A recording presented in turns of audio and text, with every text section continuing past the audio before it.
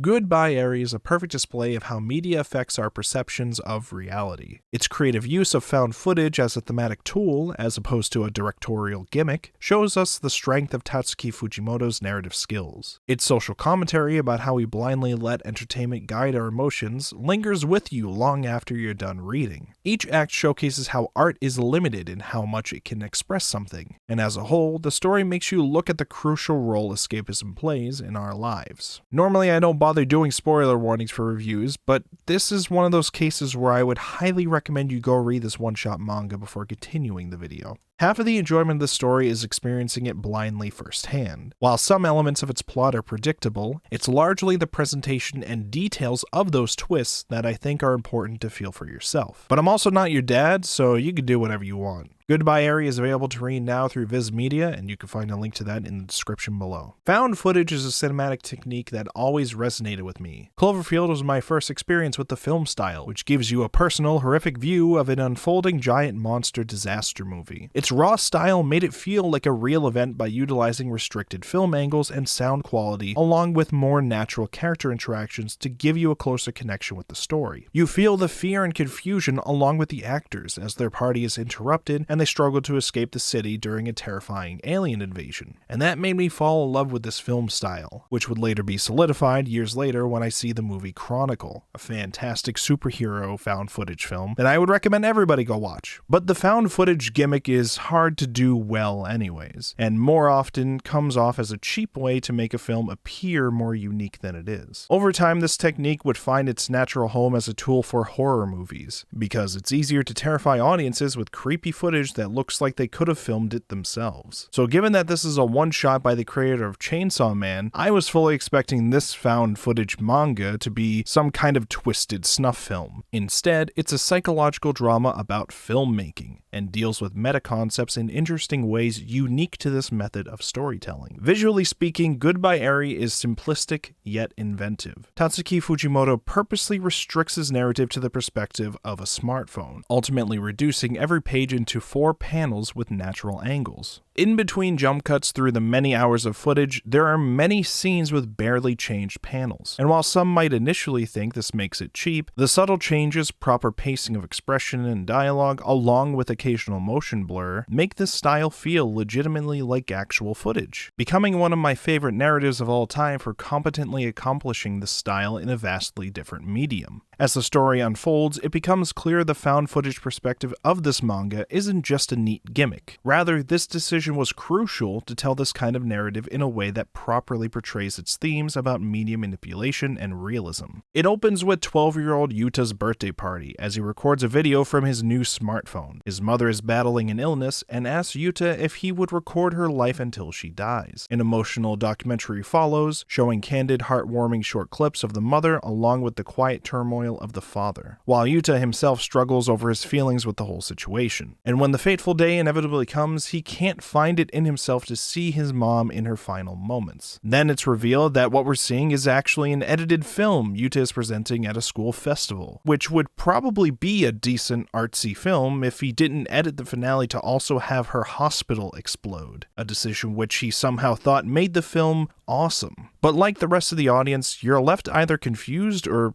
offended by this ending, and that's just the beginning of Goodbye Eri. What at first seems like a teenager's awkward way to deal with grief eventually becomes a concerning look at media manipulation and our perceptions of reality. Because after his film airs, the camera doesn't stop. Instead, we see him interview people who all criticize the movie, along with his sense of morals. And this disconnect between a content creator's vision and audience reception drives him to attempt suicide. And that's when a mysterious girl named Eri enters the picture. As the only person who understood his film, Eri helps you to learn about filmmaking so she can bring out his true talent as a director. This relationship develops into kind of an awkward film buff duo, and eventually Yuta decides to make a meta project continuing the events of the first film. Only this time, the boy meets a vampire girl for the bit of the fantasy spin that Yuta likes to add. And it's this second film project that starts to distort your views and trick you emotionally, giving us scenes that feel genuine and impactful before someone breaks character and looks at the camera and says, "So how was that take?" And once you experience that, you can't help but wonder if even that moment was a more meta line for another layer of the film. And by the end, the difference between fact and fiction is utterly destroyed. And a big chunk of that destruction happens when we find out his mother's film was essentially a lie. The audience saw a heavily cherry-picked compilation of moments that made her seem kind and beautiful. But in reality, she was an exploitative and emotionally manipulative parent who made her son record her illness for clout. Yuta's mom hated him and only wanted to use him for her own personal gain as a TV producer. So I absolutely loved that rather than have the initial premise remain a cheesy excuse for a found footage story, Fujimoto changes the entire climate of the project with just additional character details. And it all comes together painfully with one deathbed scene where she calls him useless up to the last moment, completely recontextualizing Yuta's decision to run away and edit in the explosive finale. He didn't do it out of sadness and grief, he did it out of anger and resentment. It was his way of retaliating against her abusive reality all those years. As awkward as the hospital explosion was, it was arguably the only real time we saw Yuta express how he truly feels in the first film. All the other scenes that feel like natural life are artificial snippets, and his contemplation over whether or not to be sad about his mother dying now becomes flat-out fiction. When his father tells us that Yuta always adds a bit of fantasy into his works, we later realize that the real fantasy of his first movie wasn't the explosion at the end. It was his mother the whole time. That explosion is awesome to him because of how it's a personal rejection of everything this project stood for. Yuta made everyone see the fictional version of his mother like she wanted, and then cathartically made her explode as a giant fuck you. Being a direct expansion of his previous film, we can see Yuta as a real person when the story keeps going. He's an amateur artist that wants to express his vision and connect with an audience, but struggles so hard with the initial disconnection that he considers suicide after his first attempt at a movie flops. Eri convinces him to live so that he can try to develop a real passion for movies, an interest that before only seemed forced upon him by his mother. Yet while this arc has more natural character growth for Yuta, you can tell how Eri is also kind of manipulating him. She connected with his first film because she's also dying and wants him to record her too. At this point though, Yuta must know that he's being baited into another illness documentary, but the difference here is that he's in control of the narrative. Instead of some kind of abusive family obligation, it's an actual exploration of a passion, a look at the beautiful side of a person he genuinely cares about, and without the need for an explosive ending. The second film is also upfront with how easily a story can shift from a documentary into believable fiction. Yet this meta quality somehow never detracts from its emotional intentions, despite being open with how fake it is. And this is where we get into the heart of Goodbye Eri. All it took was certain editing decisions to morph this weird kid's obscure trauma venting into a moving experience that can bring you to tears. So as this second film is made, we're meant to ask ourselves if even the evil perspective of Yuta's mom is real. Because if you can showcase someone's best moments, you can do the same with their worst moments. And that's especially true in today's world of social media obsession,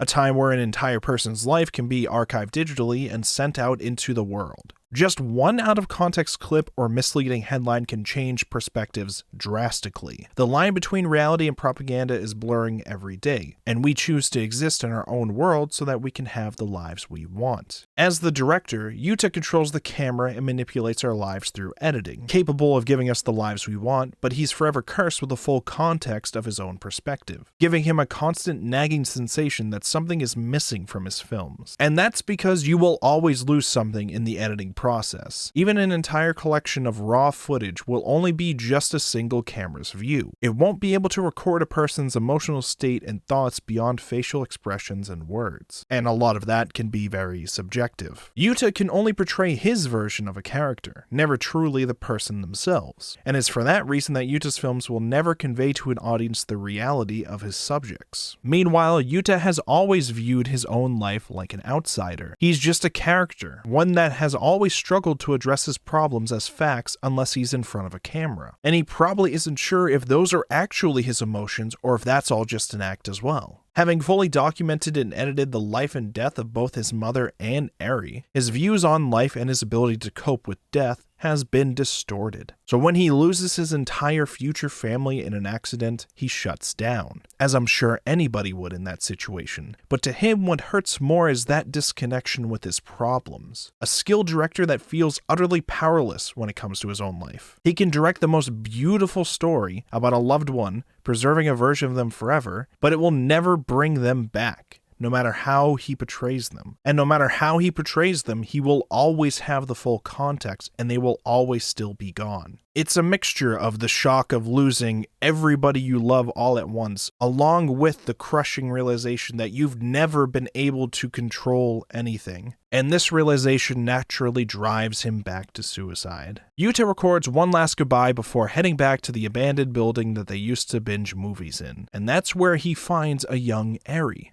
alive and well, all these years later after she was supposed to have been dead, watching the film that he made about her. This final scene feels surreal due to the bizarre interaction, along with the sudden shift from found footage to more traditional camera angles. Eri was actually a vampire after all, and her death was more of a sudden removal of her memory. Only this time, her life was replaced with Yuta's version of her. Now she's blissfully unaware that she actually used to be a self-absorbed bitch that people didn't like. Instead, she's now this beautiful, kind version that Yuta saw and connected with in his time of need. And when he asks her if she'll be able to go on knowing everyone around her will die before her, Eri simply says that it doesn't matter because she has his film now. Every time she forgets about him, she'll get to see him, and to her, that's beautiful enough to keep going. Eri represents how everyone has become a vampire, turned into living corpses by clinging to memories and escapism. We detach ourselves from the dullness and hardships of our own reality and escape into fiction. Our survival is through a constant drip feed of new stories that make our lives feel like more than they are, until eventually we dream of replacing our reality. What Eri wanted with her film wasn't just so that she can bring her memories back later. It was so that she could become Yuta's version of those memories specifically, an over-idealized, fantastical Eri. And even though people might know it's fake, they'd rather remember that version of her.